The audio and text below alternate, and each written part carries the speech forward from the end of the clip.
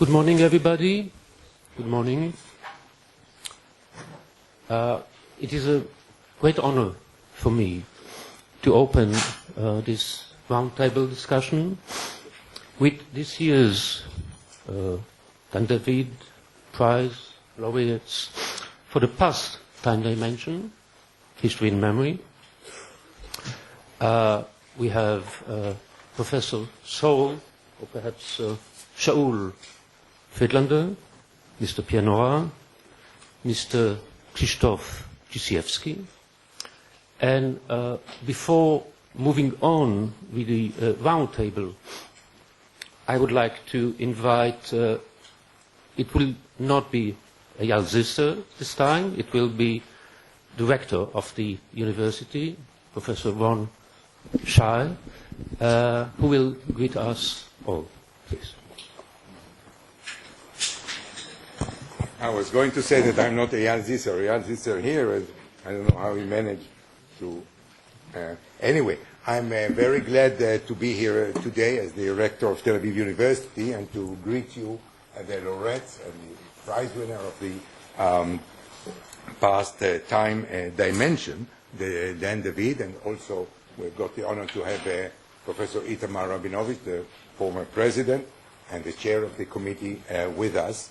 And I think after yesterday, and it was a very nice, I thought, ceremony and introduction of the people, I would not to do it, the honorees. I'll just say that what we really, what I liked about this prize anyway, this time, that in fact there was tightest tie and common denominator, I think, between the three phases, the past, the present, and the future, the three dimensions, the whole question of mind and memory. And it seems to me that there is a sort of an almost no man's land, or sort of a gray area between history and memory. And in fact, one should really excavate and explore this no man's land, or whatever one wants to call it, between these two themes and terms. If Professor Saul Friedlander called the past forgotten country yesterday, I think this is the term which you used, and I took it into a serious notice. The question is whether we couldn't really say that the territory of the memory has only relatively recently been discovered. I might be wrong, but I think much more work should be done on the question of memory, which is relatively recent compared to other facets we historians have looked into.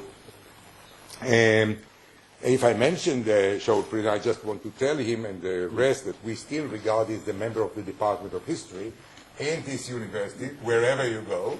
And when we count the Israel prizes that the department has managed to gain, I think it's 6 in number, which is really unprecedented. We cannot let you go. You see, we haven't done it. Now, one more thing that I wanted to mention is, of course, that you are, if I'm not mistaken, the founder of the journal History and Memory, under the foundation of Wissen, and this goes on. And I think this journal has a fantastic name throughout the world, and the name of this session today, and also, of course, used in the ceremony, main theme, history and memory, is something quite apparent, and think that we are quite apparent there and quite known in this theme, and the journal is doing very well. Now, if I mention the journal, I just want to say that the rationale behind this journal, and here allow me to quote part of the rationale, I think, which was actually written by the founders of the journal, was to explore the manifold ways in which the past shapes the present and is being shaped by present perception. Formation of historical consciousness and collective memory is just another task the journal took upon itself.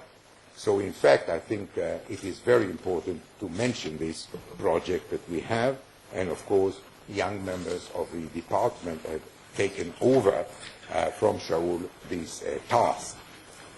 In Israel, naturally, there is a strong interest in exploring the legacies of Nazism, Holocaust, and the impact on the contemporary imagination. And recently we have moved more fiercely, I think, into looking into other perspectives and questions related to our recent past, Israel's recent past. And this is not an easy task. It's very emotionally loaded, but we'll have to combat with this and try to struggle. I just want to mention that I had the privilege of being, for 10 years, a member of the Ministry of Education's committee, curriculum, history curriculum committee, 10 years, and 5 of which I was chair.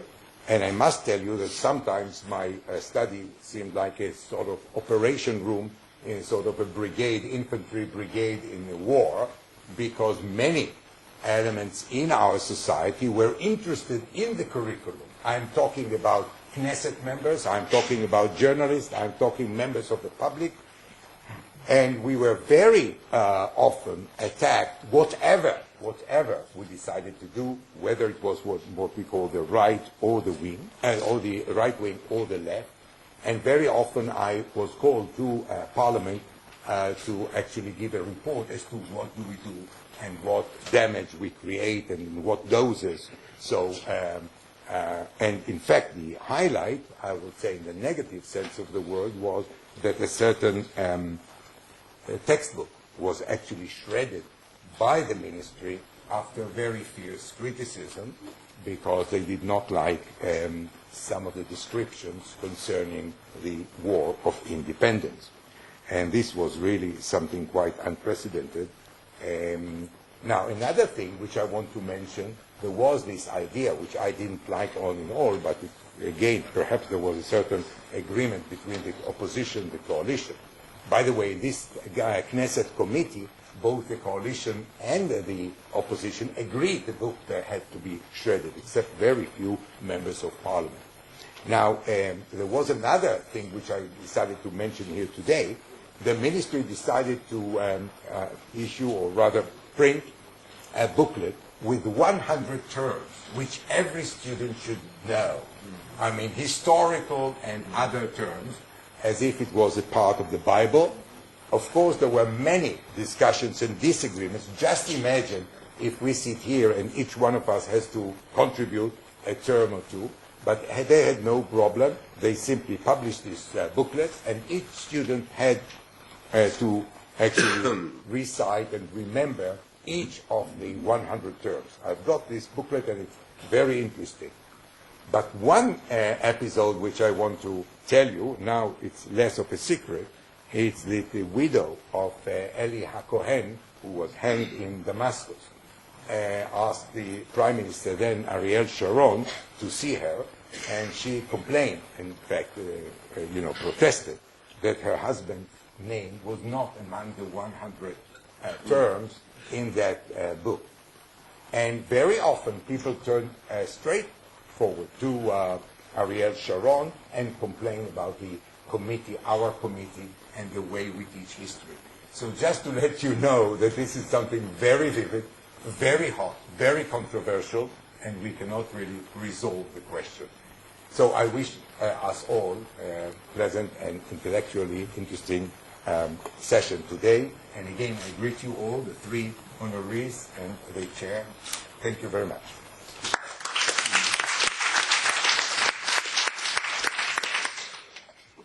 Thank you, Joan. Please don't forget to turn off all these mobile phones and other devices that you have. By the way, my name is Avner Ben-Amos. I'm from the School of Education of this university, and I'm going to be the moderator of this roundtable. So let me say a few words of introduction to explain the idea behind the title of this roundtable. History and memory between the personal and the public. While there is a general agreement, I would say, that our identity is based, at least in part, on our memory. There is no agreement about the nature of that memory. If psychologists, beginning with Sigmund Freud, insist on the primacy of individual memory that goes back to our early childhood within the family, sociologists, beginning with Maurice Alvax, emphasize the importance of collective memory, that of our society, which also engulfs us ever since our childhood. Now, what are historians who study the history of memory or who investigate a certain period in the past during which they themselves grew up? What are they to do with this clash of scientific suppositions? Instead of an answer, I would like to quote from the words of another great Jewish historian, besides the two that are sitting at this table, Eric Hobsbawm. He began his book, The Age of Empire, with an autobiographical anecdote concerning the meeting of his parents in 1913 at Alexandria, and then wrote, and I quote, "For all of us, there is a twilight zone between history and memory, between the past as a generalized record which is open to relatively dispassionate inspection, and the past as a remembered part of or background to one's own life. For individual human beings, this zone stretches from the point where living family traditions or memories begin to the end of infancy, when public and private destinies are recognized as inseparable and as mutually defining one another. The length of this zone may vary, and so will the obscurity and fuzziness that characterizes it. But there is always such a no man's land of time. It is by far the hardest part of history for historians or anyone else to grasp." End of quote. I think it's perhaps no coincidence that Hobsbawm used as a motto for his book a quote from Pierre Nora's introduction to the first volume of Le Lieu de Mémoire, and that Saul Friedlander included the phrase that I have just quoted in the introduction to his volume of collected essays, Memory, History, and the Extermination of the Jews of Europe. And he mentioned it yesterday, part of it, in his speech. So it should be clear by now that all three historians explored this twilight zone and grappled with this tension between history and memory, between the personal and the public, each finding his own solution to the conundrum. So I think we should be thankful to Dan David Prize for bringing together, under the same roof, three eminent intellectuals, two historians, an artist and social activist, who were personally affected by the upheavals of the 20th century, but also reacted to them in personal, historical, and theoretical writings, and also in theatrical and other artistic productions.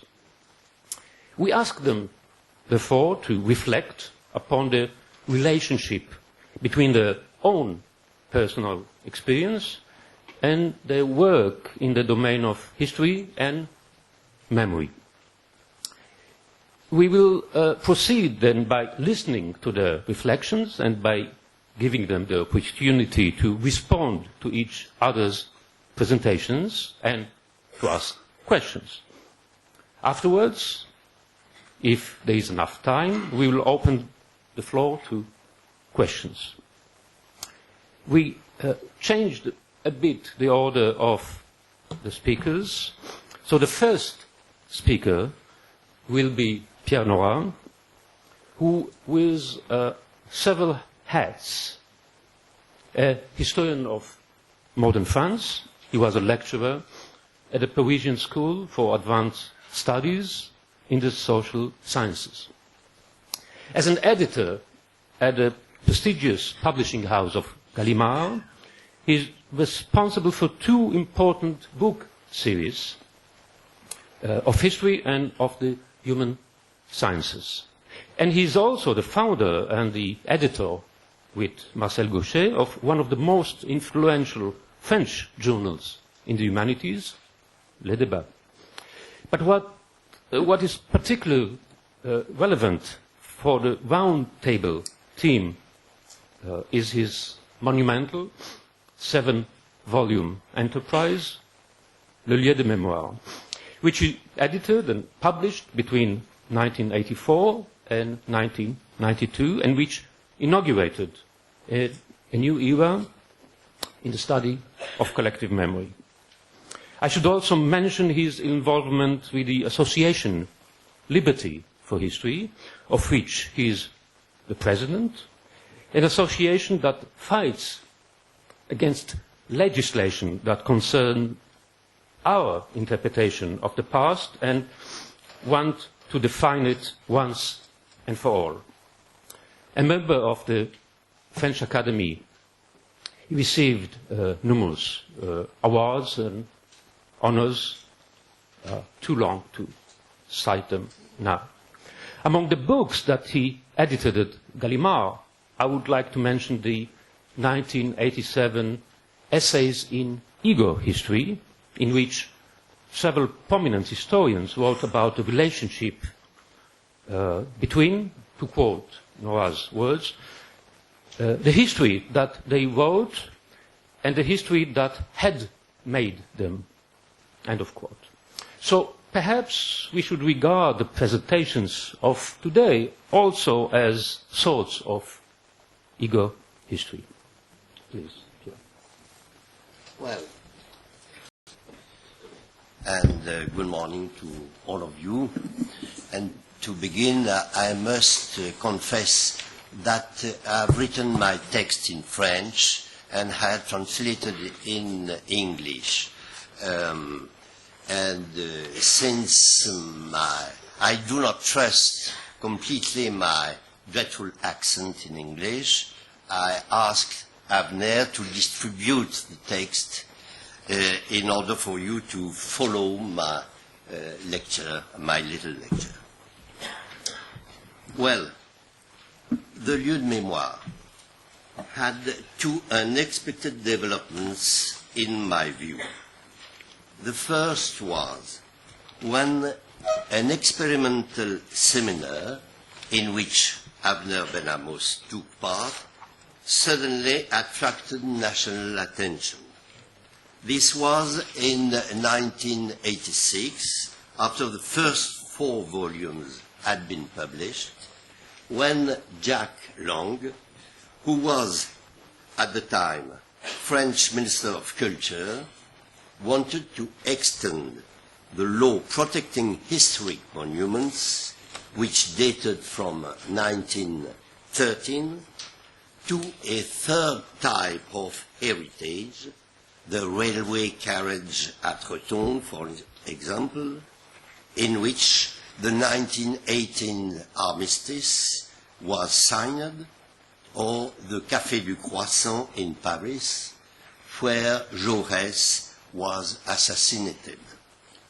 The second was when, in 1993, after all 7 volumes had been published, the national response was accompanied by international recognition.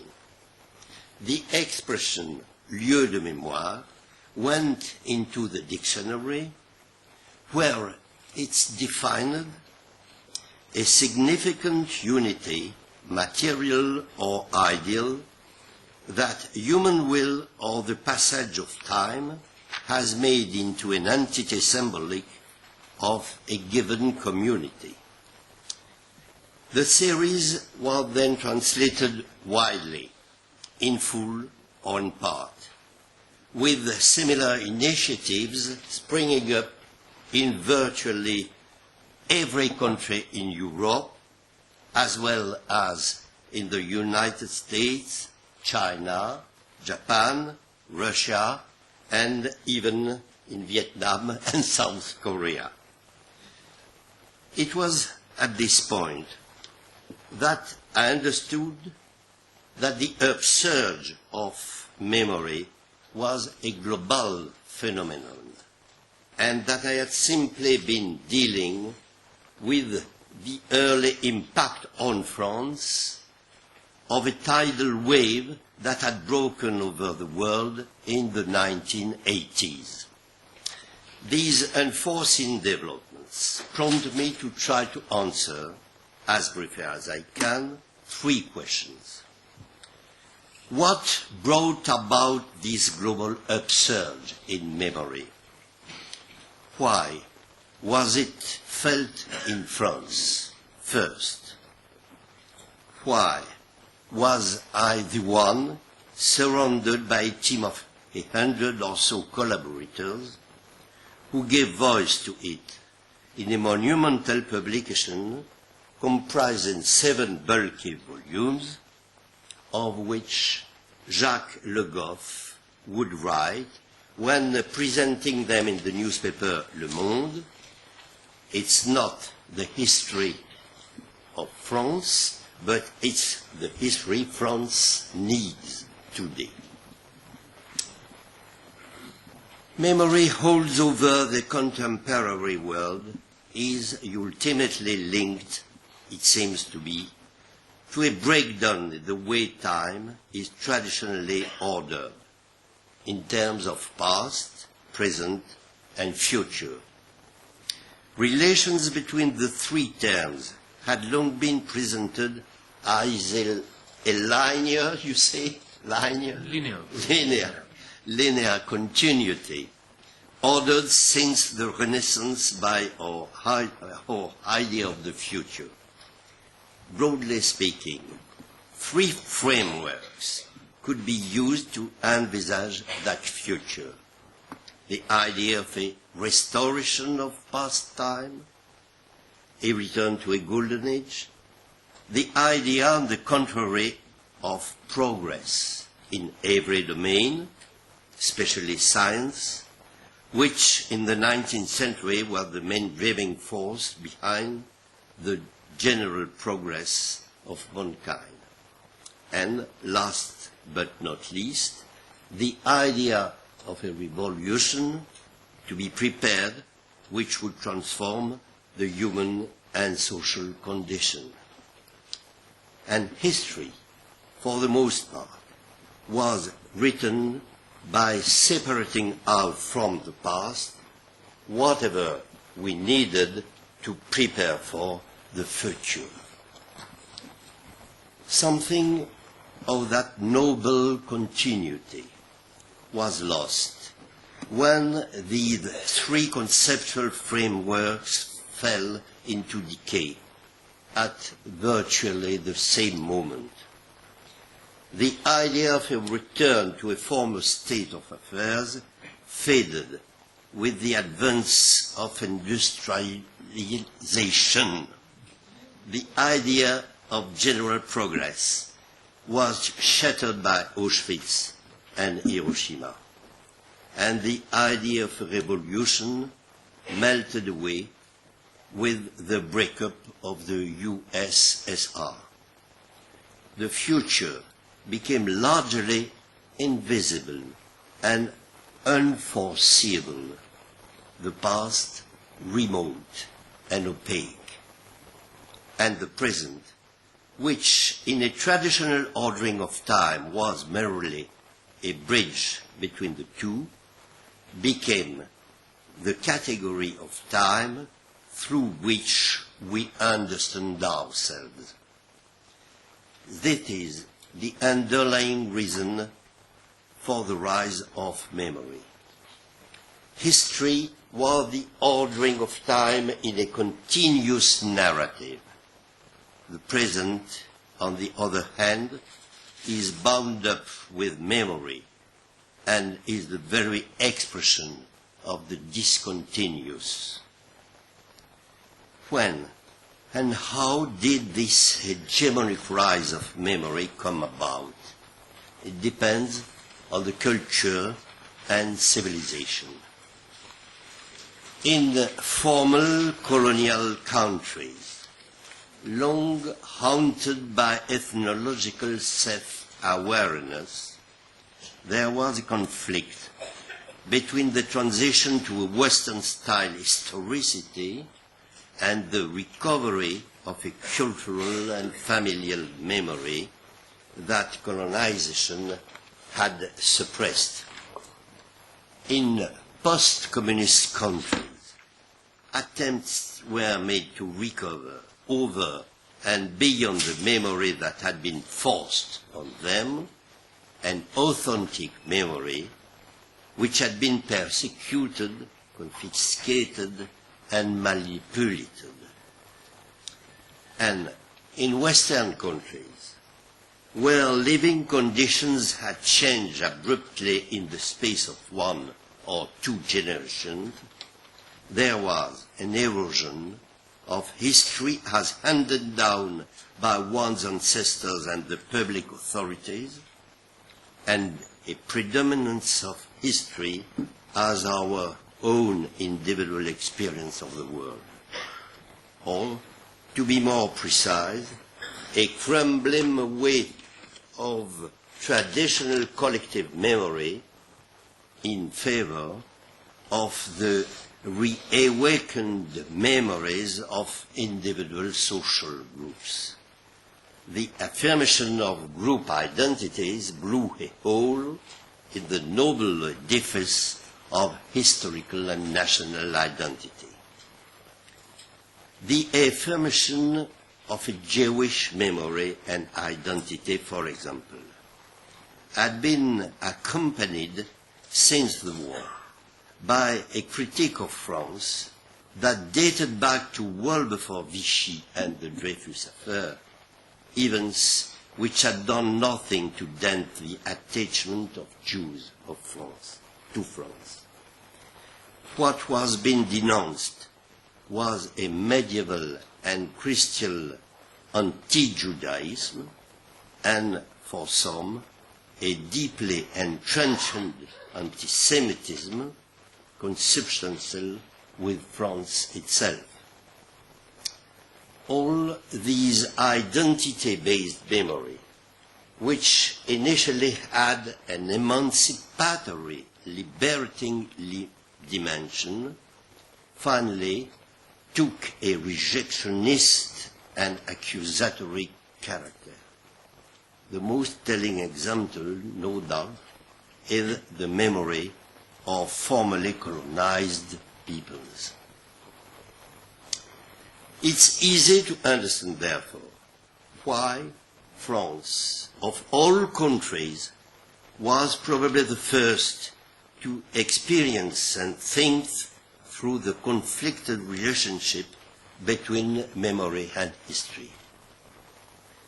In this old nation-state, history, I mean the structuring of a collective narrative, has accompanied since the 14th century the making of France and its hard-won unity, which was achieved by gradually knitting together a wide variety of regions, populations, and languages into an exceptional dynastic, territorial, state and administrative continuity. unity was imposed from the top down by central authority, be it monarchic, revolutionary, or republican. Each of these powers wrote its own version of history. With the founding of the Third Republic and the stabilization of Republican France, it was the teaching of history that befell the task of reconciling the Ancien Régime and the Revolution, or of making one France out of two, monarchic and republican, religious and secular, right and left. The classroom became the instrument of that unity, and history the key element in the shaping of the citizen. Probably no other country has put so much effort into primary and secondary education as France has. The name of one historian has become to embody that endeavor, Ernest Lavis, who was both the author of a manual for primary school teachers published in millions of copies, to which might be attributed the moral and patriotic resistance of the soldiers in the trenches at Verdun, and the architect of a classic 27-volume History of France, published between 1903 and the aftermath of the First World War. He who is credited with forging the epic Roman National, the tale of the nation, which from Vercingétorix to the victory of 1918, from the Crusades to the Enlightenment, from Louis XIV and Napoleon to the colonial expeditions, shaped a generation of Frenchmen. You might be the grandson of an aristocrat, guillotined, how do you say it, guillotined, by the revolution, or the son of a worker shot during the Commune, the son of old Breton peasants, or of a recent Italian immigrant. You might be a native of Algeria or Black Africa. In the classroom, all had the no emblematic cage phrase drummed into them, nos ancêtres les Gaulois, our ancestors the Gauls. It had moreover a certain grandeur. In short, France was for a long time bound by a double narrative. On one hand, there was an official history, a conflicted history, no doubt, with multiple versions and interpretations, but a unified and unifying one. On the other, private memories, whether social, religious, sexual, ethnic, provincial, or familial, all of them memories of a particular group kept alive in the privacy of the family. Here again, the case of the Jews is exemplary.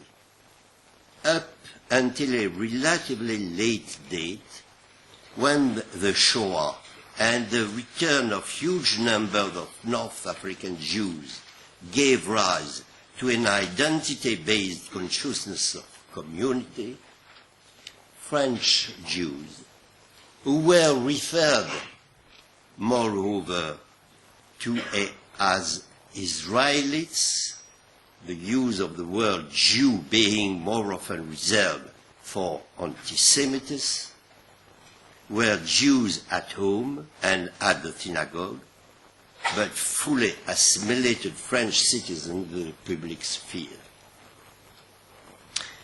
It is this double narrative that was shattered in the space of a few years, sometimes in the late 1970s.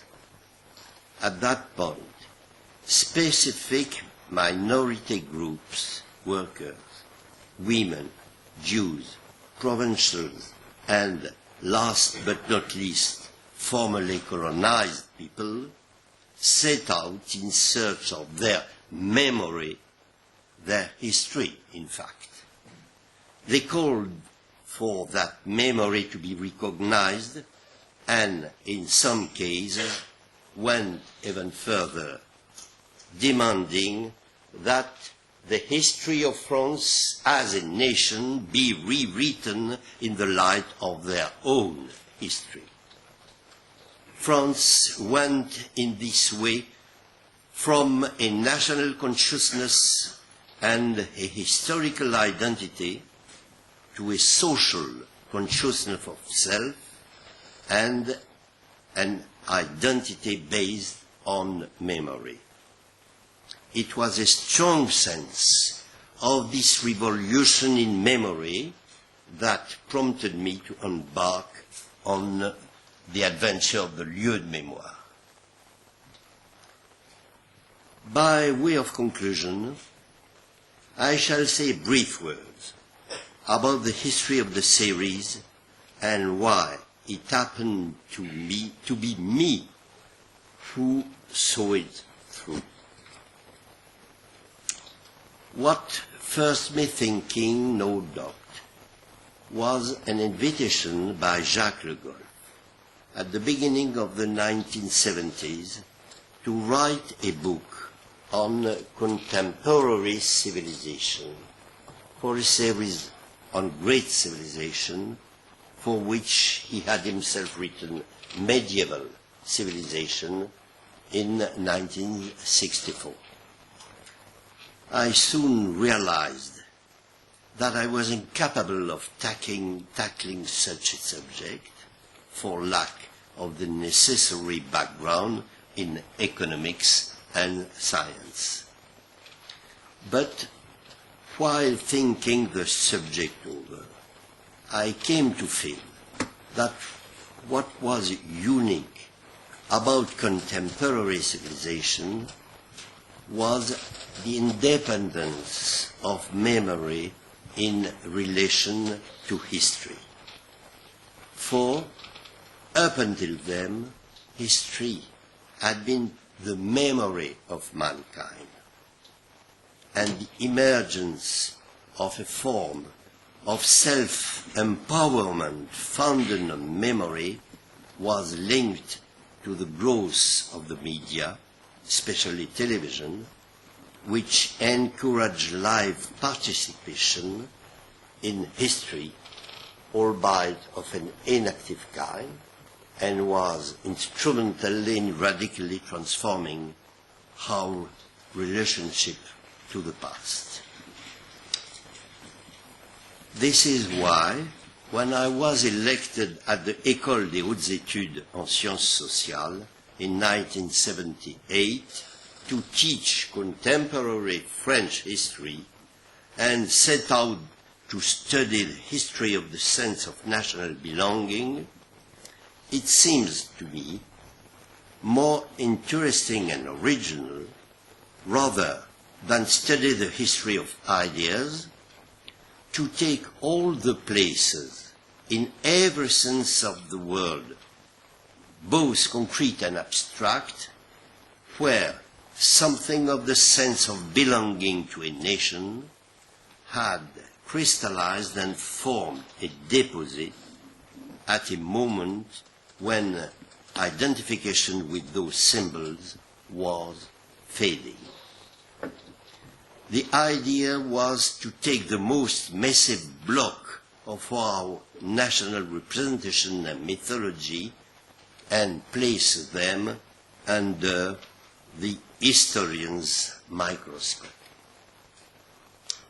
In this way, with a whole team of collaborators, I went from actual memorials like those to the war dead or the Panthéon, to entities as various as museums, commemoration, archives, teaching manuals, mottos and emblems, and beyond these, to ever more flag-flung phenomena. Institutions like Académie Française, realities such as national borders, administrative divisions such as the French département, political divisions like left or right, units of time like a generation, memory men like Marcel Proust. And step by step, the series went from merely casting light on places that are particularly significant in terms of national memory to the far more ambitious project of a history of France founded on memory. On a final note, had I to find an explanation for the intensity of my commitment to that undertaking and subject, it's more than likely that the roots could be traced back to the fact that I am a Jew, a profoundly assimilated Jew, but one who, as a child during the war, experienced the exclusion and persecution of his family. How could I not believe that it is in this sense of remove laid down by history at the heart of my private life that has spontaneously predisposed me to cast a critical, questioning eye on the national community to which I belong? How could I not believe that it is my belonging to the people of memory that has spontaneously led me to reflect on the history of memory? And that is why I am happy to find myself standing before you in Israel this morning to try to answer your questions. Thank you, Pierre Nora. Was that there is no way to walk to the future because we are stepping on all the time. We are not free to build the future from scratch. There is no option just to walk, to have a pathway to the future, because we are stepping on something that was before, what is hidden, what is kind of taboo, what is kind of mystery, oblivion. Many things appeared immediately after we started this journey to the East, this new active culture we decided to develop after 1989. So there was a big aporia, the obstacles we faced from the first moment we appeared in this small town, Sejny, at the Polish-Lithuanian borderland, very close to Belarus and Russia, Kaliningrad region. It was our choice to travel there, to establish the borderland center there. The choice because it still had this multicultural character. Also the Jewish community was perished, but the whole Jewish district miraculously survived. And so we revitalized the whole Jewish quarter in the very center of this town. Yeah. Former synagogue, yeshiva school, and gymnasium, Hebrew gymnasium. And it was, in fact, geographically, when you see the space of this town, from one side there was a Polish cultural house, from other angle was Lithuanian cultural house.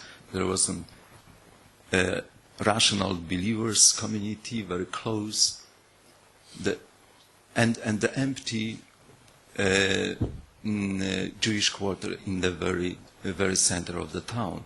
And we decided to establish so-called borderland center, and the name of it is very significant, Pogranicze, which is something very important, also referring to the memory. You have in medicine concerning memory term borderline case, and very often our foundation name into English was translated Borderline Foundation. And I always try to explain, in contrary, we are the Borderland Foundation. So it shows you that from the very beginning we try to deal with something what is not separated, and with the border was not separating two or many parts from each other, but try to find a common land, a common roof, and I will say common memory for the community, for the place we decided to live, the borderland. Not easy job, because of memory, for the first time. So the experience was, when we start to initiate our first programs and activities, that this place, this lieu, don't have a common memory, or the history of 20th century mostly made our memories scattered into the pieces of different national, religious, language, cultures, but also generational groups, islands of this archipelago. So it was like a broken mosaic of different separate pieces living apart from each other, without bridges, without the connections. And so we had minority groups, national minority groups, we had different culture houses, but people don't used to come from one to another, to be together under one roof in this community. So imagine this Jewish quarter became for us a common space. We call it now Seine Agora, where all the people can meet under one roof. These living today in Seine, but also these who once used to live there, mostly Jewish community. And this bridge to the Jewish people, to Jewish memory, was one of our first challenge. And yesterday, when we had this amazing evening ceremony, I was so happy that in the audience were many families, or many, but at least few, of the people who were born in Seine and who are staying in touch all the time with us till today. Also, the beginnings were very difficult, and the fact that they visited Seine after Holocaust, after many years, also they promised, like Max Furmański, who was yesterday with his family, he promised to himself never come back to Seine, where he was born. But he was telling all the time to his children and grandchildren about Seine. So children asked him and pushed him finally to bring them for 5 minutes. He said to them, okay, but for 5 minutes only, we can see the place where I was born. And when they came into the former synagogue, which is now the space we are working, there was a rehearsal of Szymon Anski's Dybuk. So our youngsters, we do the theater with young people, were playing klezmer music during the wedding of a Dybuk play, and that's how our encounter with Max Furmański started. He started to pray in each corner of the synagogue, singing, because he's cantor and rabbi, and he stayed with his family for 3 days, telling us in details all what he remembered from his childhood, what he remembered about different places, people, and neighbors of the community. So this is just one example of this difficult situation we inherited in these borderland areas like Seine, but all along Central Eastern Europe you can find places like that. And of course, the question how to build bridges between these scattered pieces of memories, different stories, was a challenge for us. So we, of course, started from respecting and exploring different memories, to just find a way how people can speak about what they remember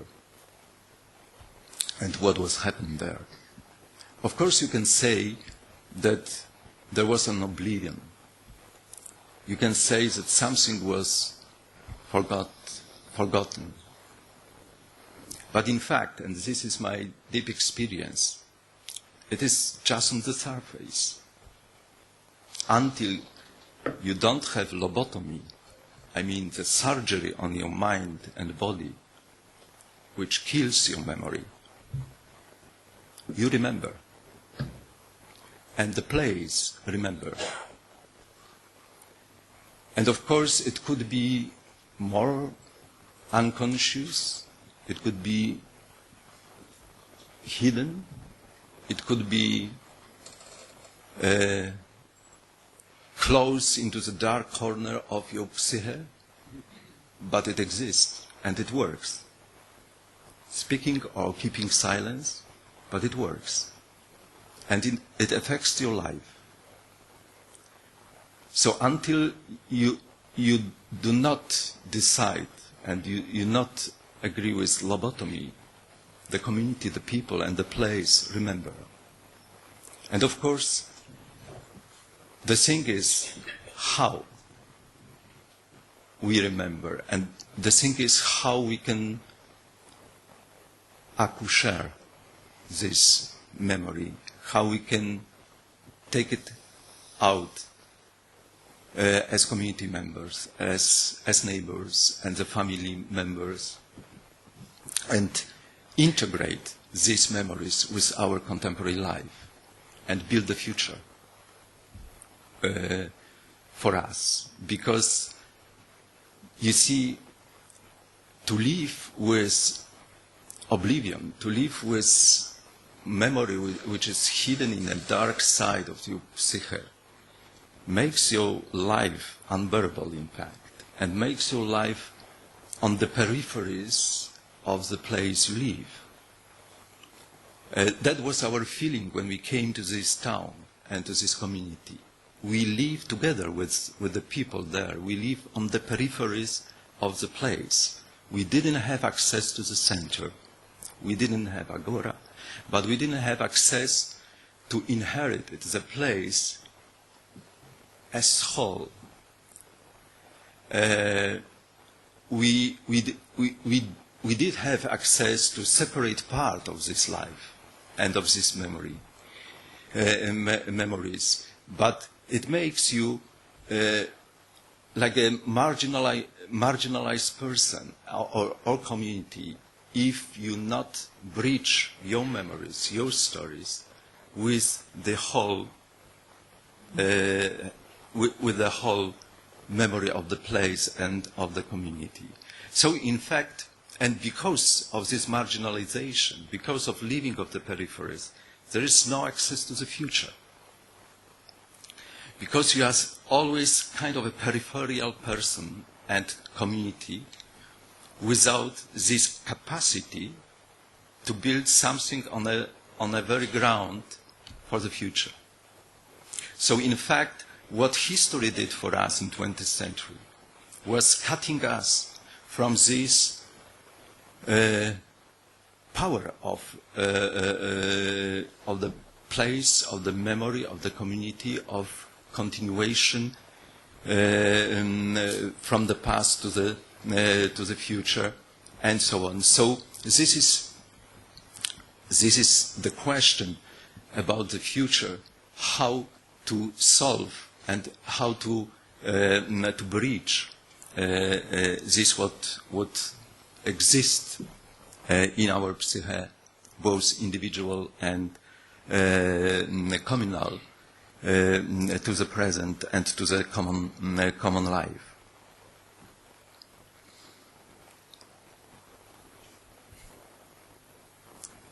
I'm saying about different cultural centers. I feel to be member of the movement we created in Poland after 1989. People who decided to do active culture immediately after the transformation period. So we did not have time to build museums. We do not have time to build monuments. Only now, after 25 years, we will have, or already we have, but the general opening will be this autumn, the Jewish Museum in Warsaw. And we built other museums. You know, there will be the Second World War Museum in Gdańsk. There will be other commemorations. But there was no time at the very beginning of this transformation to deal with memory, with big institutions. So imagine there was many NGOs, civic initiatives, culture people, artists being engaged in something what is very much dealing with the memory of our society and of our country. So we created culture centers rooted in local communities. So there was, and still is, a very interesting center in Lublin, Grodzka Gate is called, dealing with such kind of work, also created by artists. We have a very significant initiative in Mazurian region, in Olsztyn, Borussia, mostly dealing with Polish-German borderlands. Or Krzyżowa, a very significant place on Polish-German borderland connected with anti-fascist movement during Second World War.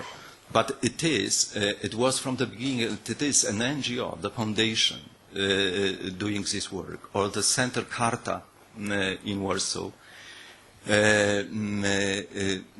and, for example, Jewish Culture Festival in Krakow, which is not only culture festival, it's the whole institution of bridging us with the memory of Polish-Jewish relationships and so on. Different culture centers. We still have publishing house, we have culture magazines, we have schools for children, we have archives and libraries, we have theater or music activities. This is how we started to cope with this challenge of bridging the memory from the past with our future. And I think, and thinking about this great honor for me, which Dan David Prize is, I think about all this movement we created in Poland after 1989. Now, in short, the lesson I have from my experiences as a borderland team, working in Sejny, working in all Central Eastern European borderlands, in Asia, and in other parts of the world, I can close it in 3 words. The first is how to make memory common. How to build the common ground for our memory. How to gain wholeness through remembering. How to make our memory not closing us and separating us from each other, but to have it as a connective tissue between our different experiences, traumatic memories, and conflicts. Of course, we had. So, I'm not this utopian ideologies, that I believe that we can achieve it.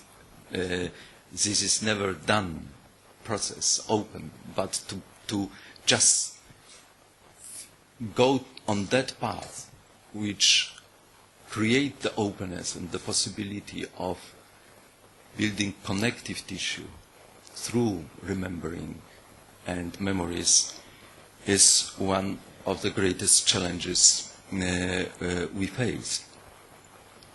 And why it is important, it's not only to give a justice to the past and to the past experience, but as I said to you, it's our password to the future. It's our password to create an agora and to be in the center of the places and communities we are living in. And the second thing is very much connected to that, something what I call critical memory. We tend to have an apologetic attitude to our memories and to the past. We tend to celebrate our traumatic experiences.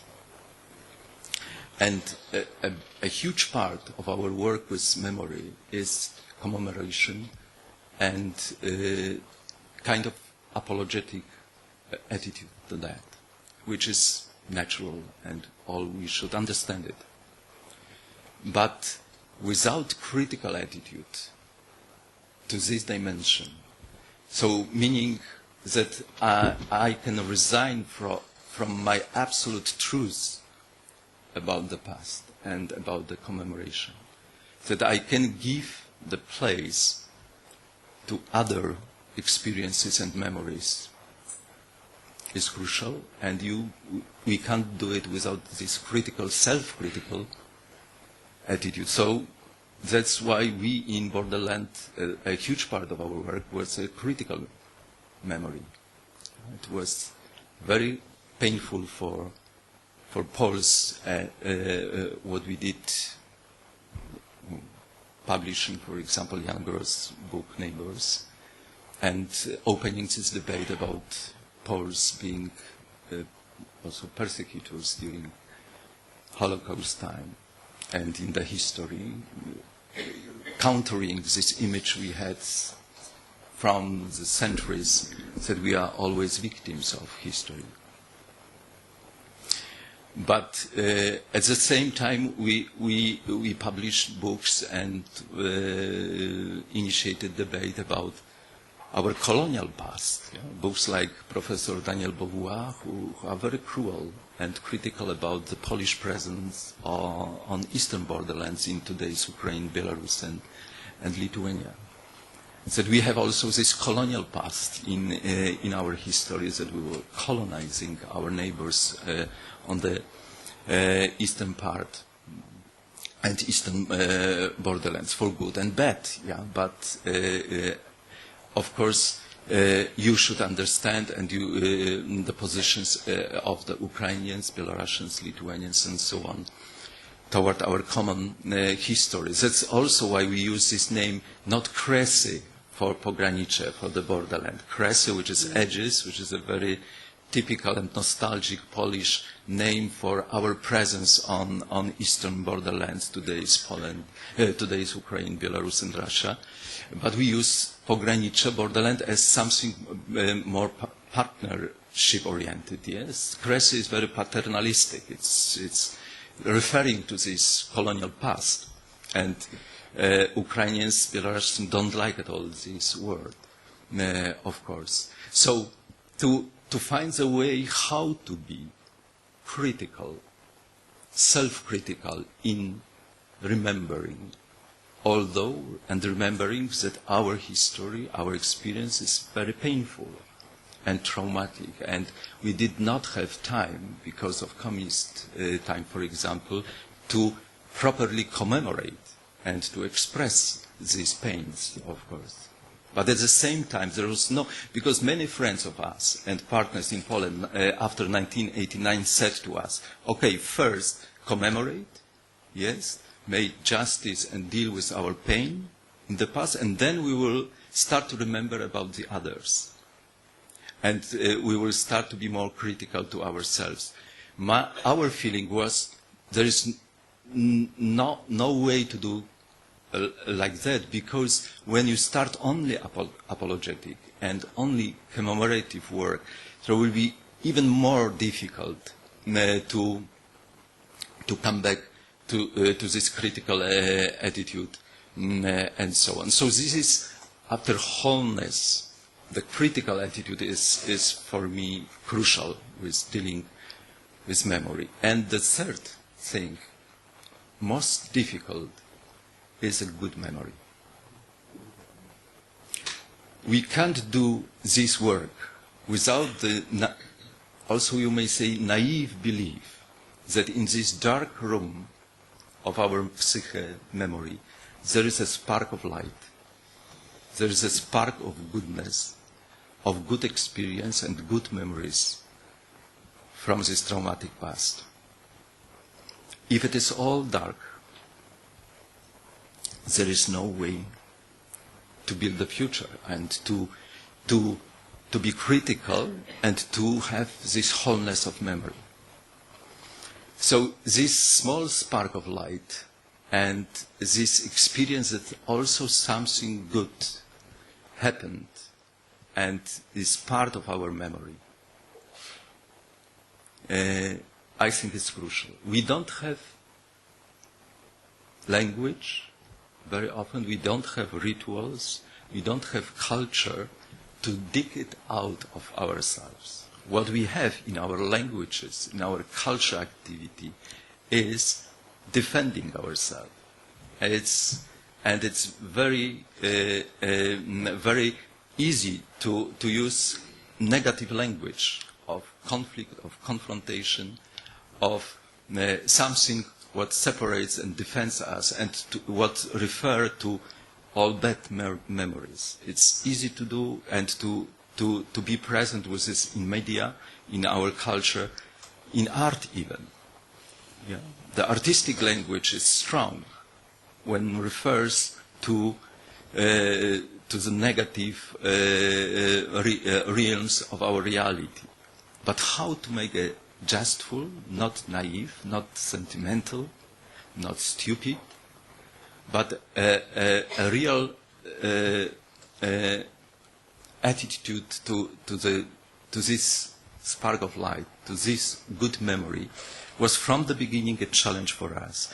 And because we were rooted with this work in the community, not in academic circle, not in the museum, it was really necessary for us to trust our neighbors, our community, that beside all these negative things they have in mind, they possess, inherit, experience, and see also beside all the sins and mistakes, there is something good we can refer and build on that, this process of revitalization of remembering, including the wholeness attitude and critical attitude with our practice. Thank you for your attention.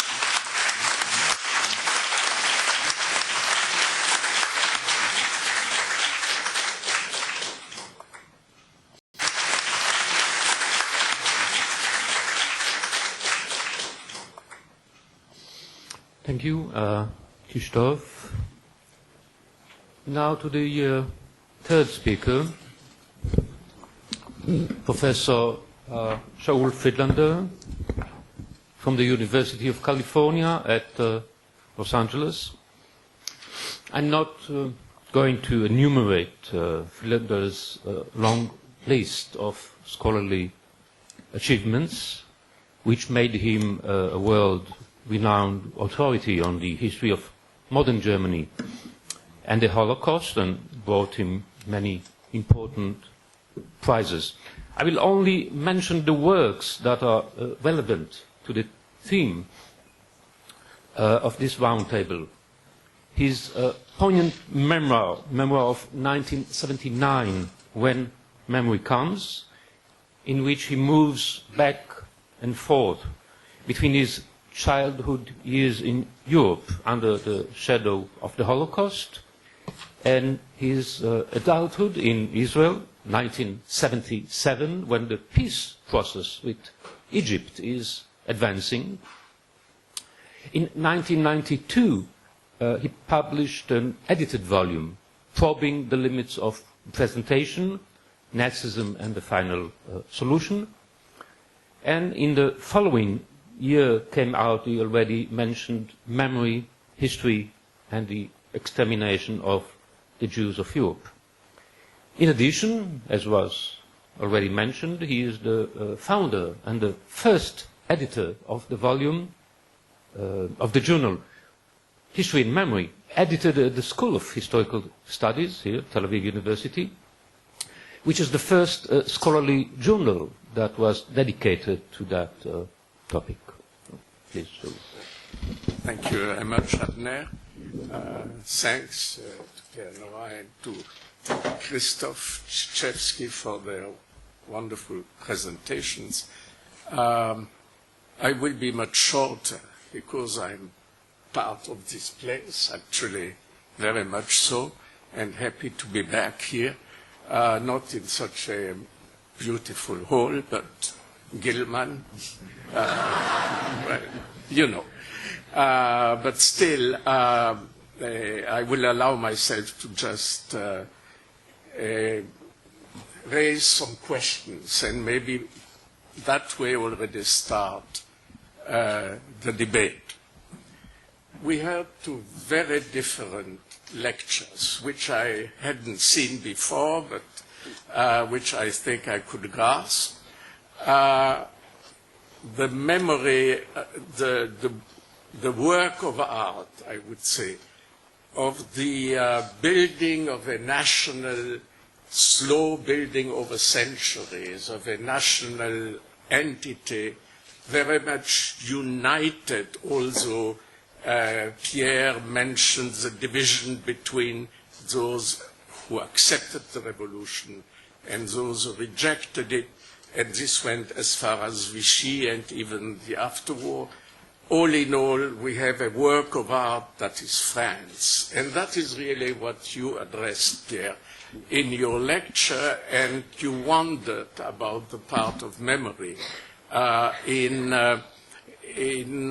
nowadays, from the 80s, you said, looking backwards, what is the part of memory in the French experience nowadays, and you found those places of memory where really the attention concentrates, according to, of course, your argument. On the other hand, Krzysztof Czyzewski presented us, and I think I don't I didn't misunderstand you, with fragments, which you try to pull together through the various initiatives, wonderful initiatives, which you mentioned, in order to create a common ground. Did I understand you correctly?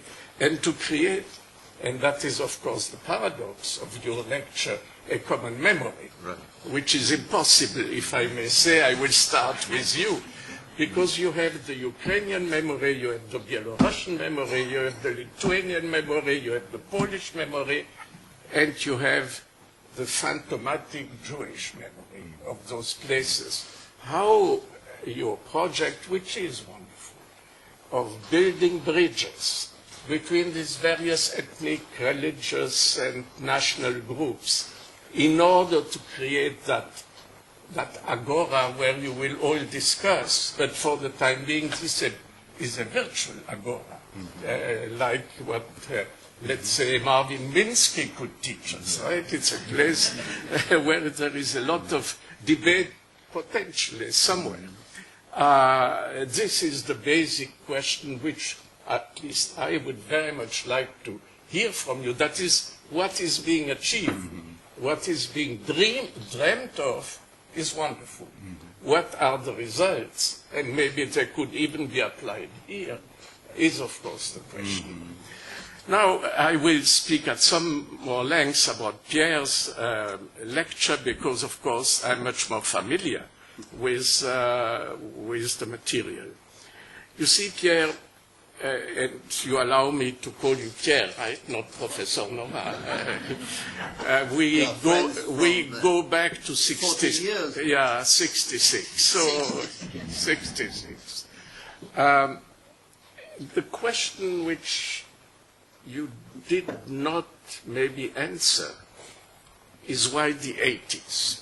You see, you said that from the 80s on, and that's when you started your immense work, and if I may say very modestly, I wrote the first review, I think, in the Figaro. Yes. Yes. And thank you again. In 84, if I'm not mistaken, and I was a little bit skeptical about the lieu de mémoire because I didn't know how you chose your lieu de mémoire. I was wondering whether le zouave de l'Alma, I mentioned that is the soldier, the statue of the zouave, which is a type of French soldier, on the Pont de l'Alma in Paris couldn't be a lieu de mémoire, or actually one could choose hundreds of lieux de mémoire, and the question is one of selection, which brings us back to the various memories. That is, there are lieux de mémoires for this group, and there are lieux de mémoires for that group. And of course, you will say that France, because this unity has ultimately, la nation has the same lieu de mémoire, but this is a question to be answered. But the big question is why the 80s? And you spoke of post-colonialism and of wider movements in the world. I would say that some minor elements in France and elsewhere started that memory, that devotion to memory, sometime in the 80s. And I may be completely wrong, but you have to prove me wrong on that. You had amnesia about the immediate past, which after all was the most heavy part of memory in France, in Germany, not to speak of the Soviet Union, and actually all over. And I speak, of course, about the memory of the Shoah, of the Holocaust, which was not really mentioned, and you remember better than anybody else that le chagrin et la pitié, the sorrow and the pity, when it was produced in the late 70s, just after de Gaulle, in the late 60s, just after de Gaulle left power, was forbidden on television. It was shown in one small cinema in Paris and came to television only under Mitterrand. That is indeed in the 80s. But then why the 80s? And I will suggest here something which will bring in the media into our discussion, because memory, history, memory, and again, history and memory are abstract entities. But nowadays, most students, of course, in California, but I would say here as well, most young people have no notion either of history or of memory. They know some films which teach them artificial memory, which is extremely difficult to eradicate.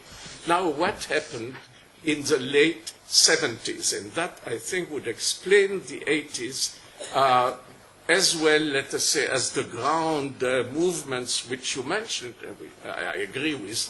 But then again, post-colonialism should have started in the 60s. It waited until the 80s.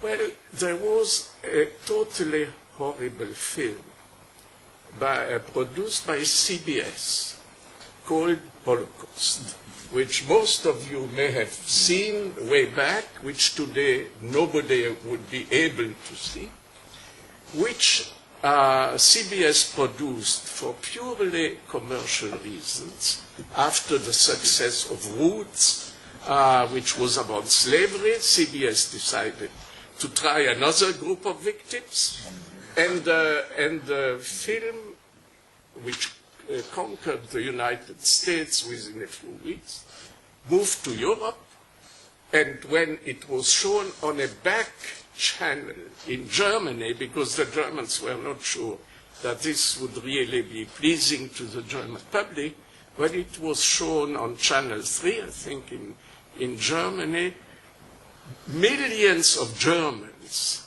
assaulted, I would say, the phone exchanges of the television station, and it broke down because of the number of people calling and saying, we really never heard of that. Why were we never taught or told about the extermination of the Jews and, of course, all related events? Now, of course, they knew about it. They knew perfectly about it, except that they repressed it and or forgot it, and that is the big question, because in France, Pierre, you had the same phenomenon, as I mentioned, regarding Le Chagrin et la Pitié, and many other things. That is, for some reason, maybe CBS was the déclencheur, the trigger, which brought all over Europe a kind of breaking down of amnesia, which also happened, of course, in the East with the downfall of the Soviet Union. It was slightly later, but by a few years. And suddenly, in a country like Germany, where you had deep amnesia, also you had strange movements, and a few books of history that nobody read, or very few people read, notwithstanding the trials, the Auschwitz trial, not, of course, before that, the Eichmann trial in Jerusalem, notwithstanding that created some interest within for a few moments, and then the amnesia fell back again. Of course, you had the Hitlerwelle and so on, that is kind of admiration for Hitler, Zilberberg and so on, but you didn't have any confrontation with the past in its full horror. Here comes CBS, an American production of no value, and suddenly everybody says, well, why didn't I know that? Nowadays, we know from history that between 30 and 40 million Germans were aware of the extermination during the war, not a small number. And of course, the children heard about the parents. The student movement created some tensions within the families, resolved after a few years, and the grandchildren are those, and I think there we touch on the change of generations. That is, it demanded in Europe, I would say 40 years or 37, 38 years after the war, for Europeans in France, in Germany, I would say even here for many, to really confront one of the most cataclysmic and of course catastrophic past experiences. Now, this was not the first time this happened. It happened with World War I. And with World War I, you had an upsurge of memory in France, for example, which you, of course, wrote about in your in volume 1, I think, Antoine Pro, yes, on the Anciens Combattants, and also somebody else wrote about the funeral monuments in France or in Germany or all over Europe. If you go to a small village, to the smallest village, you will have a monument or more. That is a monument where the names of those who fell during that horrible and incomprehensible war are written down, and then you have one or two names of those names of those who fell in World War II in France, of course. And every year, on the 11th of November, lieu de mémoire indeed, you had various delegations going and really, I would say, speaking with all their heart and soul in front of the monument. You had the nationalists, and you had the pacifists, and you had other groups, but you had living memories because of the immediate impact of that senseless killing of millions on all sides. Now, what was the function of memory here? It was, of course, to explain the past. I mean, if you were a nationalist, you would say, we reconquer in France, right? We reconquered Alsace-Lorraine, etc. Now we are there, but no war anymore. C'était la guerre des guerres, something like that. If you were a pacifist, you would stress that point with much greater strength. Of course, in Germany, things were very different in front of the same type of monuments. And I think you published in your volumes the iconography of those monuments. And if you didn't do, Reinhard Koselleck did it, and these are very known works on what the monuments mean. So even after World War I, you had this upsurge of memory, and then its downfall, because, of course, World War II came, and things took different proportions. But what then happened was stricken off the calendar.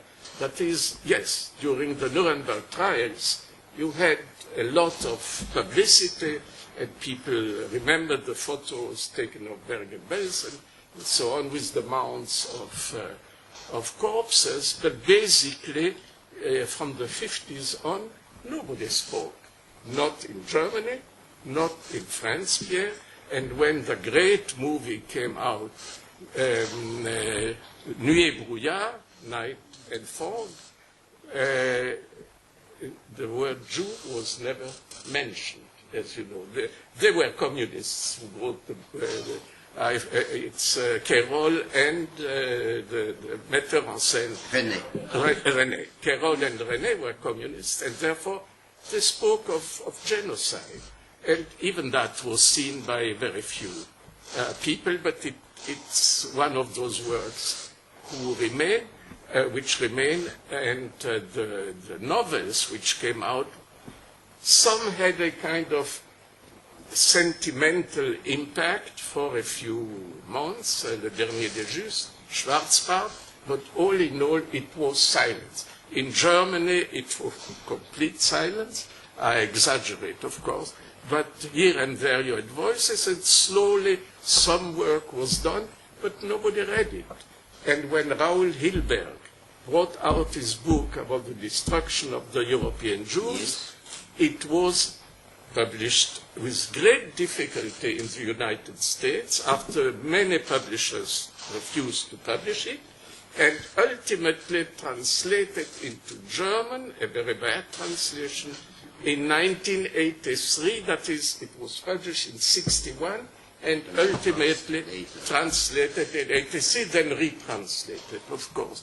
So it shows you in a few examples, it shows you what was happening, and I don't need to mention, Krzysztof, that the silence over, let's say, Jedwabne and so on in the Kreshi, right, was a heavy silence, so that we can extend that silence to Eastern Europe, and it took Yevtushenko to mention Babi Yar, but it really...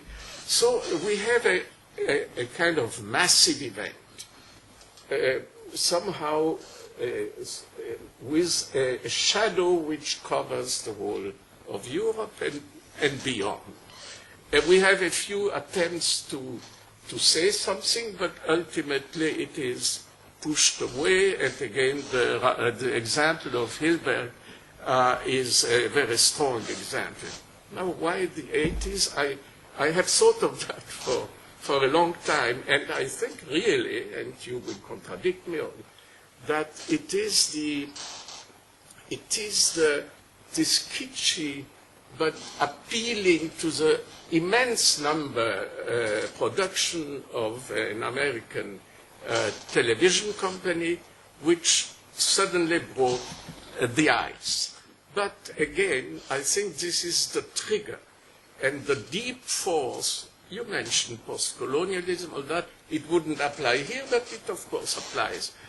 The deep force was the change of generations, and I think that your study on generations is essential for this, because after World War II, you had this amnesia period, and then the outburst. Now I want to say something about the type of memory that is coming back.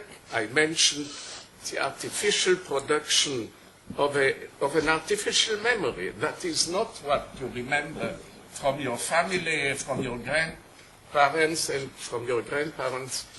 One often doesn't remember much. There is a book which was published in Germany a few years ago entitled Opa war kein Nazi. My grandfather was not a Nazi. That is, each family says, oh yes, the Nazis, but my grandfather, never. So, and that's a very famous book in Germany. But what is remarkable is that this memory, which started boiling over in the 80s, is difficult to control. Very difficult to control. You can create it, you can work on it, but it is in a way automatic. And I will give you two examples. 83, 50 years to Hitler's accession to power. There are already a few movements saying, we, the Germans, our memory has been stolen by the Allies, by the others, by the Jews, but not to be said. So it's the American East Coast journalists, which is a code name for Jews.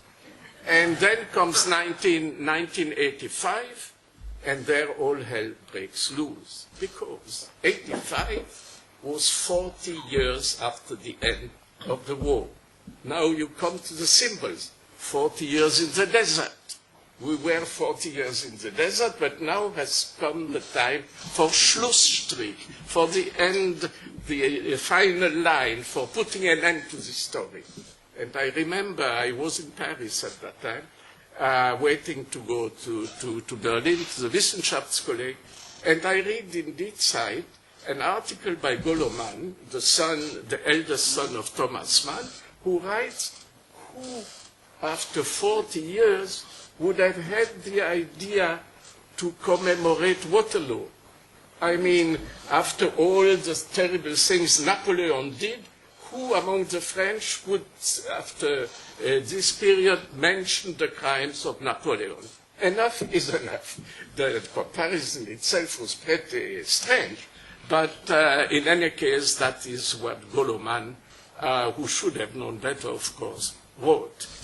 And then came, I mean, symbolic, you didn't, I think, sufficiently mention triggering symbols. 85, Kohl is in power in Germany. In France, Mitterrand tries to reach out to him because, you see, Kohl was not invited to the celebration of the débarquement in Normandy in 84 for good reasons. I mean, the Germans were on the other side. But the Germans took it badly, and Mitterrand thought that they would shake hands in Verdun. All right, that's very symbolic, but it didn't have a great echo. So now, 85, President Reagan, who is the American president, decides to visit Kohl in a military cemetery where there would be tombs of German soldiers and tombs of American soldiers. That is, it's the coming together, the bridging. It didn't work well, I can tell you. Because yeah, well, I'm coming to it. Because there was snow on the ground when they chose the place of Bitburg.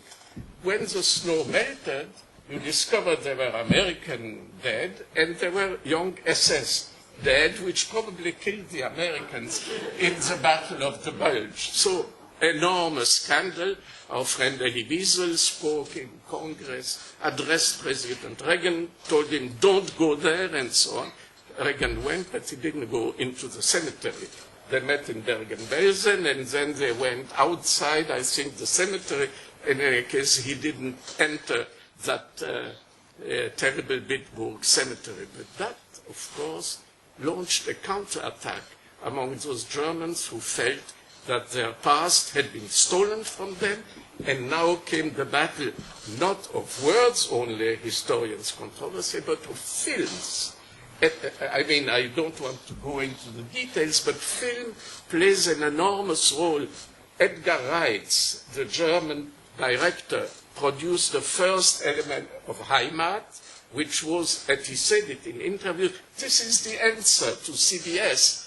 They have stolen our memory, now I will show you the memory of the ordinary German as it was. It shows a small village, which is his village, and indeed, during the Third Reich, everything was practically peaceful. They didn't know anything, and they lived their ordinary daily life. Alltagsgeschichte in German, the ordinary everyday life. What was the catastrophe then? When the Americans arrived. They brought modernization, and they destroyed the traditions on which the village memory was. So the catastrophe moved from the Third Reich to the Americans. And I could go on with that. Of course, Claude Lanzmann, not knowing about Heimat, answered in a way with his film, and since then you have a kind of battle of memories. So memory is a very moving ground, and I would say very moving, and not the kind of hieratic construction which it is in France or was, and which you studied so wonderfully, Pierre. I think today it goes, as you said, les Bretons, les Corses, and everybody else wants his or its own memory. And to recreate that France, that unified France, becomes almost an impossibility, I would say. So I don't want to go on because we really won't even have time for lunch. But let me say that between the private and the public is a different issue, and I do not want to touch it. I just want to say that for the private person, like Krzysztof, but of course he's another generation, but like Pierre, the individual part and participation and experience cannot but influence our way of working on history and memory. There is no way of escaping one's past, and I was told, as some of you may know, by a very famous German historian, Martin Brochard, in an exchange of letters. He wrote to me, aiming at me, but in general at the Jews, that, of course, the memory of the victims has to be respected deeply, but it is a mythological memory, and therefore it is an obstacle to rational German historiography, memory and history.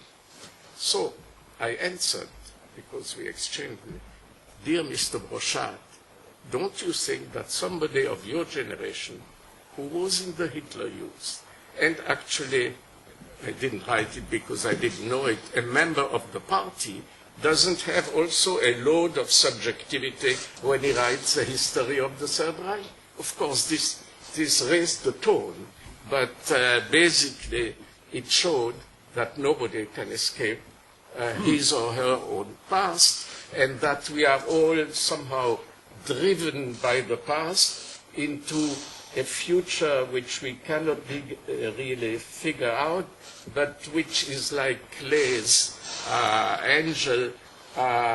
We are looking backwards on the ruins, and the wind pushes us in the future. Thank you very much.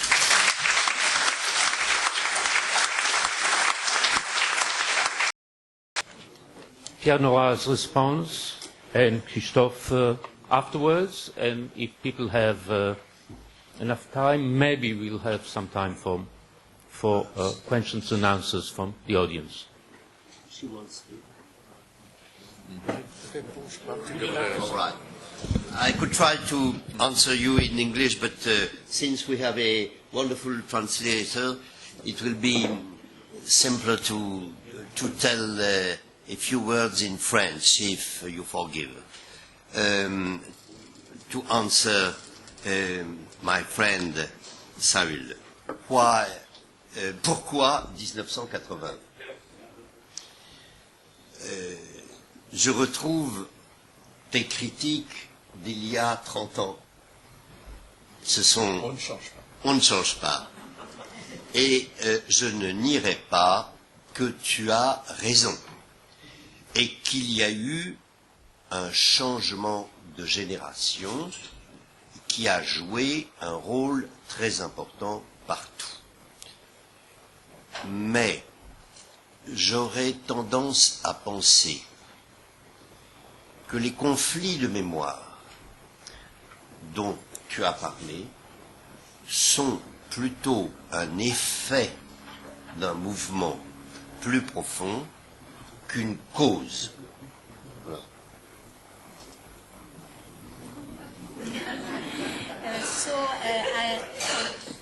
I'm going to answer to Saul, and indeed one could ask the question, why 1980? Why did it start there? And I am perfectly aware of your critics, which started 30 years ago. And you're perfectly right. There is a change in generation, and that change in generation played a role everywhere. But I think that in the conflicts of memory, there is an origin which is much more profound, a profound movement. Ce mouvement en France, c'est un vrai changement de type même de nation. Dans les années 1970, mort de Gaulle, à 1980 environ. Je serais même plus précis. Je dirais presque 1975. Why? Pourquoi? Donc. This movement is in France, it's the expression of a change of the nation. And it started in the 70s with de Gaulle dying until the 1980s. But I can be more precise by saying that it's around 1975 that it occurred. Je dirais qu'il y a eu la rencontre de trois phénomènes indépendants, mais qui ont combiné leurs effets. I would say that there is an encounter of three different phenomena which combined their effects. Le premier, c'est la mort de Gaulle et le rapide changement qui s'est produit autour de sa réputation. Essentiellement, le ralliement posthume de la gauche à De Gaulle.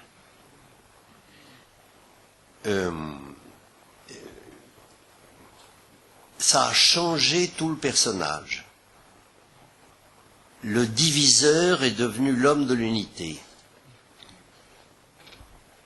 L'anti-républicain est devenu le père de la République. L'homme hostile à l'Europe est devenu le père et le meilleur européen. Bref, il y a eu une transformation qui signale quelque chose de très intense autour de l'image du grand homme et de la revalorisation de tous les grands hommes français à travers De Gaulle. When I mentioned the first phenomenon, the death of de Gaulle, and when he died, it changed his reputation, and de Gaulle posthumously brought in all the support of the left. And when he died, they made of him, from a man who was a divider, someone who unifies. From a man who was against the Republic, someone who was the father of the Republic. And from someone who was hostile to Europe, someone who was an excellent European. And shortly we can say that it was a transformation of what de Gaulle represented in a very intense way. Et cela voulait dire quelque chose. C'est la fin de la Révolution française. C'est-à-dire que de Gaulle a gagné son pari historique, qu'il avait refermé la faille ouverte par la Révolution française. Ça, c'est le premier phénomène. Et ça a été exprimé très bien en 1975 par François Furet avec son livre « La Révolution française est terminée ». La première phrase de son livre sur penser la Révolution française. Voilà. What can be said that at that time, this new attitude contributed to, let's say, the end of a French Revolution, and it was also a way for de Gaulle to be successful in a historical bet, because he, by being supported in that way, it was the end of the gap left by the French Revolution. And this was clearly written in 1975 by François Furet, who wrote his book, yes, Penser la Révolution française, the French, Thinking French Revolution. Is finished. Yes. And the second phenomenon is... Oh, pardon. C'est la crise économique. C'est le début de la crise économique. La crise du pétrole et la crise qui a mis fin à 30 ans de croissance industrielle tardive en France, mais décisive. Ce qu'un économiste a appelé les 30 glorieuses de la croissance. Et ce début de crise économique a montré ce qu'en 30 ans, la France avait changé, en particulier la fin des paysans. C'est justement en 1975 que le taux de la population active engagée dans l'agriculture tombe au-dessous de 10%. Aujourd'hui, c'est 2%. C'était encore près de 50% juste après la guerre. Est-ce qu'on se rend compte du choc de transformation que signifie un pays très longtemps resté paysan, plus que l'Angleterre, plus que l'Allemagne, plus que l'Italie, et qui soudain change la nature même de sa population. Surtout qu'on ne peut pas ne pas rapprocher cette fin des paysans de Vatican II et du mouvement de déchristianisation profonde que Vatican II a marqué et qui s'est traduit dans la population française. C'est vraiment un des éléments très fondamentaux du changement d'assise nationale. Alors ça, c'est le deuxième point.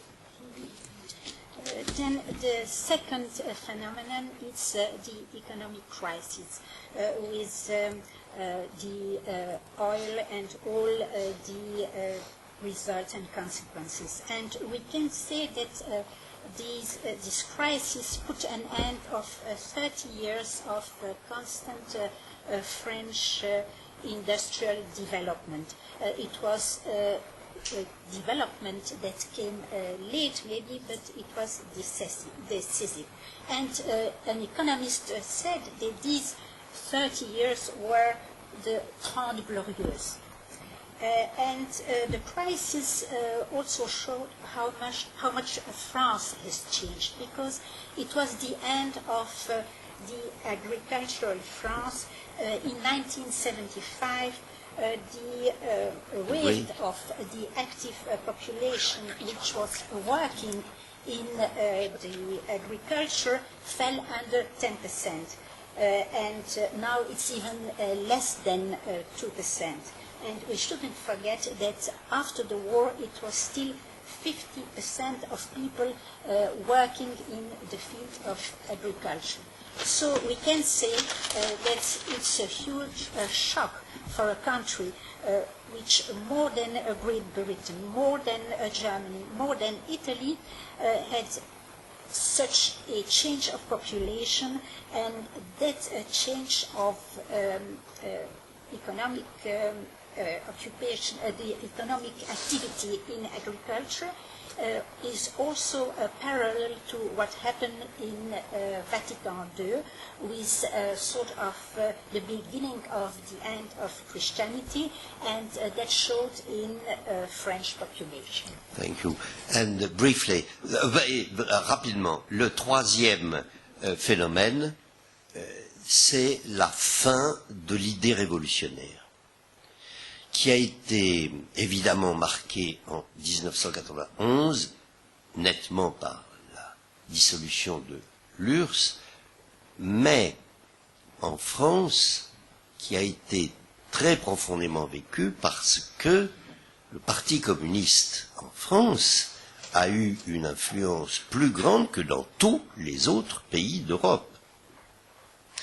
Et que les débuts de la fin du Parti communiste dans les années 75-78 est décisive dans l'orientation même du temps, dans la mesure où le Parti communiste a eu une influence intellectuelle très profonde, très au-delà du nombre des militants et des électeurs, qui étaient tout de même, il faut le rappeler, à l'époque, de plus de 25%.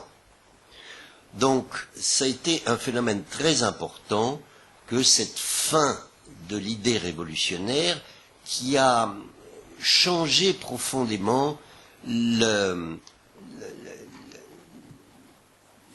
l'orientation profonde de l'histoire, et qui a du même coup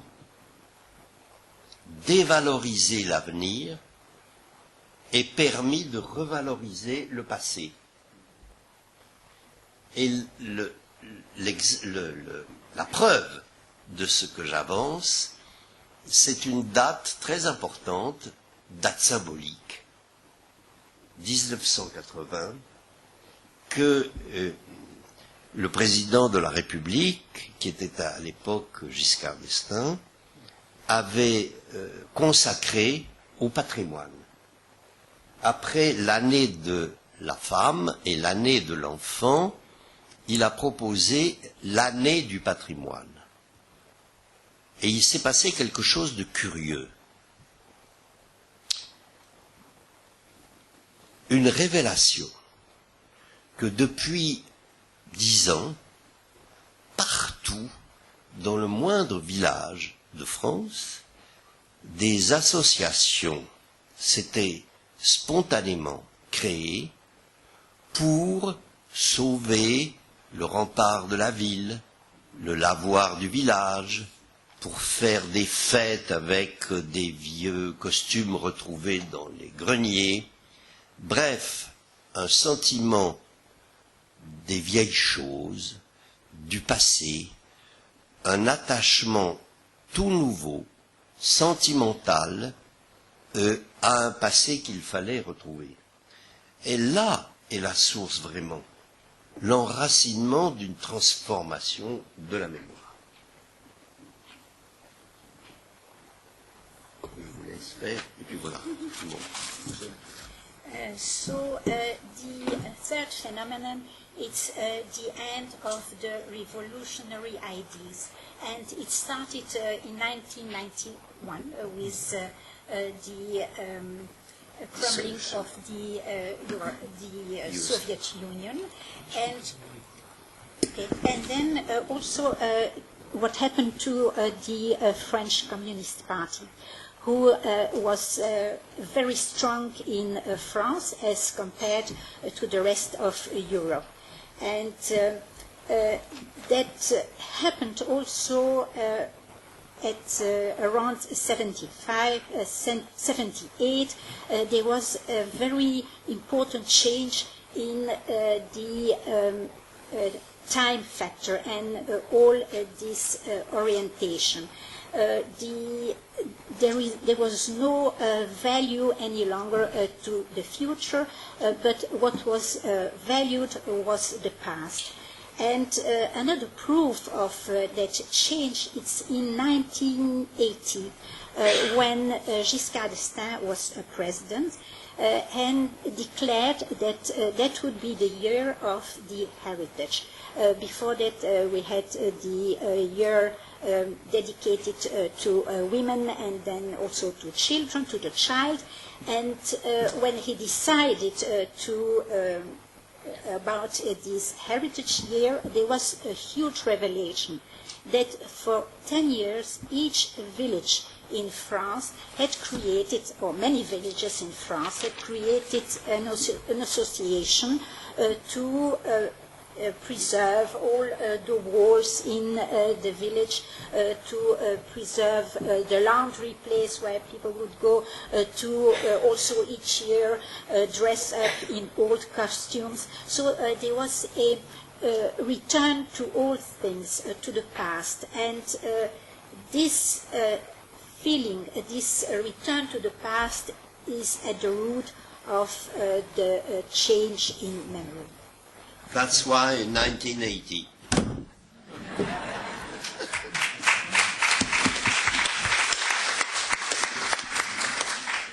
You're going to let Krzysztof answer, please. I will start with Paul Celan and his distinction he made between the words utopia and metopia. In ancient Greek, utopia, as he understood it, is a real place, unreachable but real.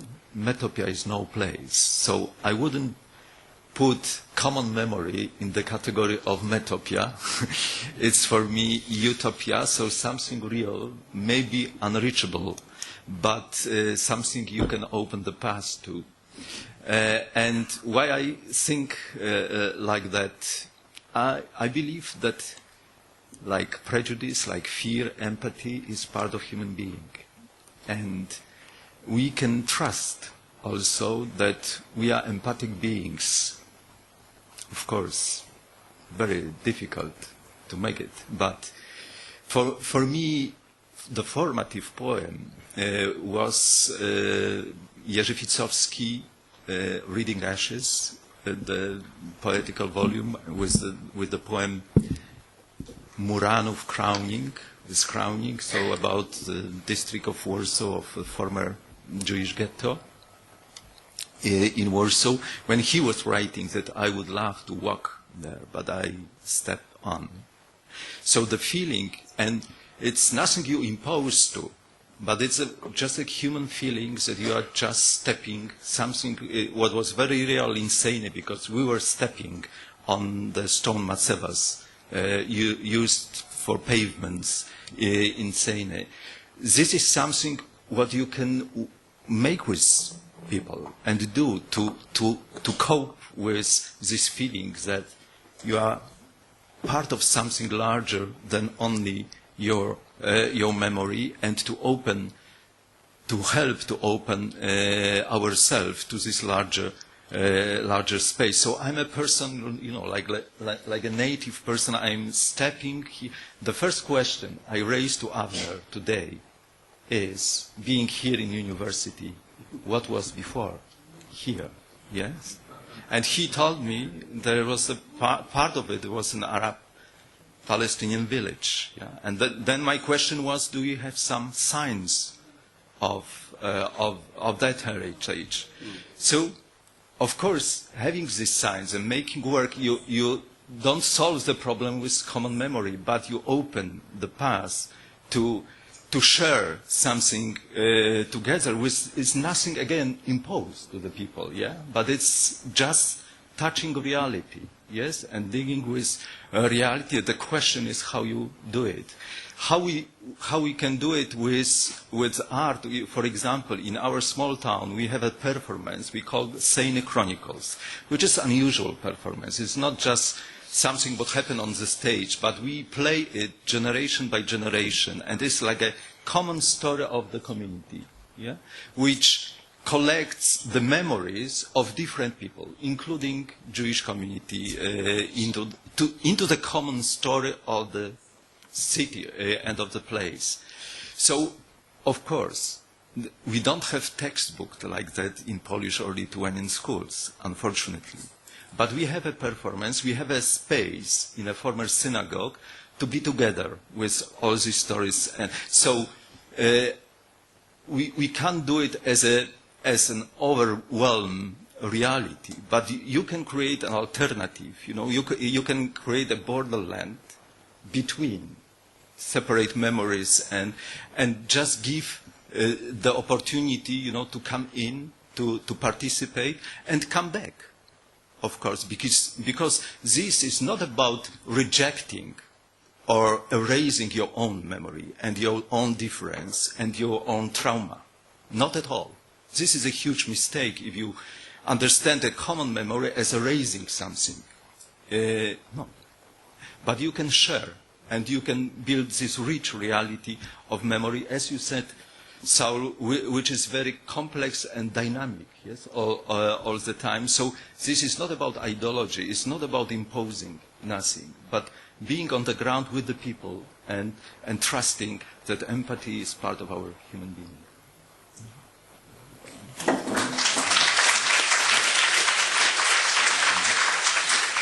We have 5 minutes, no more, for one or two questions. Please, lady.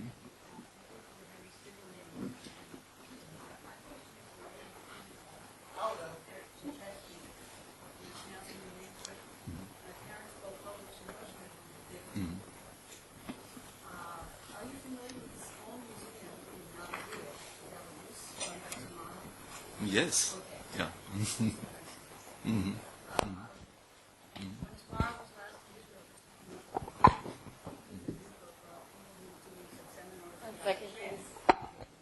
Thank you. I asked Tamara, who comes to this little museum? She said none of the local people. It was not an outgrowth of the community at all. It came from the top. Education may be part of this so-called movement that you speak about. How can we, basically that museum is a memorial to the Bielski family, of which I'm proudly a member, and the Bielski brothers. Many people may know the film Defiance, which is about my uncles. My parents were in partisans at that time, and the largest Jewish partisan family group in Poland. So this was trying to bring back some kind of history and memory. You don't have much time. Okay, why are the local people not interested, and how can they become interested? It simply imposed, in a sense. That's the feeling that I had. That's a big question, of course, and I only think I can answer you, and also Saul, because it's also referring to his question, is that I deeply believe that such things we are talking now about, like being involved in common memory, in bridging, it's a kind of craft, a competence. This is not a spontaneous only thing. So what we do as Borderland Foundation, we have Borderland School. Tamara was a member of Borderland School. So we try to take it seriously as also as a competence we can develop and build. And we can even, our cooperation with different universities is also to develop curricula around that, you know, to go deeply into this craft of bridge building, which I think we need badly. And it will help, you know, to bridge museum with local community, of course, because it's all about that. Mm. Last question, please.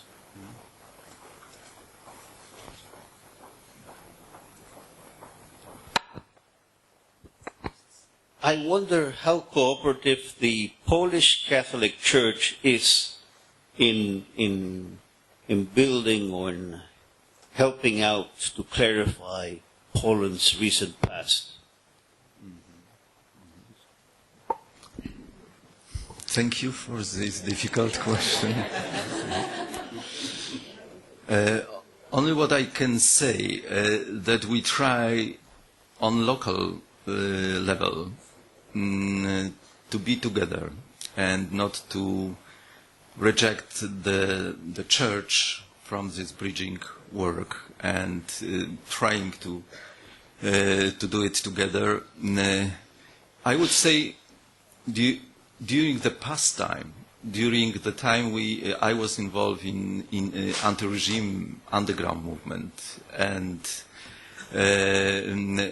we had Catholic Church, our church, as a strong partner for that work. It changed after 1989, and that's a problem we have of the so-called solidarity movement people, which were so strongly connected to Catholic Church tradition as an opposition to the regime and the communists, to find the partnership, new partnership, after 1989. And one of these fields is a common memory, you know, common bridging things. I think we need much more time to have our church in general on that platform, on that platform, but we don't give up. We could have gone on and on speaking about history and memory, but we ran out of time. So I'd like to thank our 3 laureates for this fascinating discussion. I would like to thank you, the audience, for your patience, and as a reward, there are refreshments outside at room 102. Goodbye and thank you.